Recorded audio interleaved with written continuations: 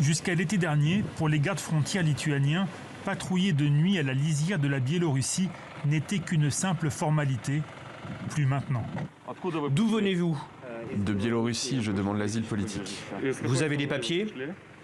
Il sort de la forêt, il n'a que 19 ans et ne veut pas dire son nom. Dans son sac, des cigarettes, de l'eau et une Bible. Je me sens soulagé. J'ai réussi à échapper à l'horreur qui se produit dans mon pays.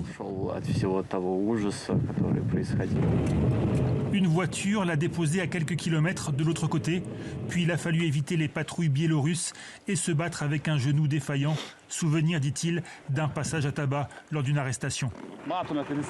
Il a froid, on va lui donner du thé. Nous allons vérifier ses affaires et demain matin, nous lui trouverons un endroit temporaire où rester. Le jeune homme raconte qu'il a déjà été arrêté 4 fois après des manifestations contre le régime et qu'il a déjà cherché à fuir en Ukraine.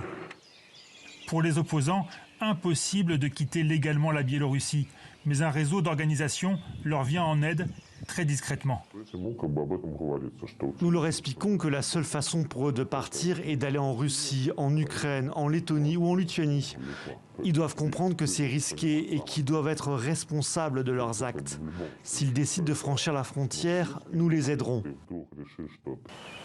Depuis août dernier, des centaines de Biélorusses ont traversé la frontière, légalement ou non. La Lituanie leur a accordé des visas de 6 mois pour leur permettre de régulariser leur statut. German Zneskov est l'un d'eux.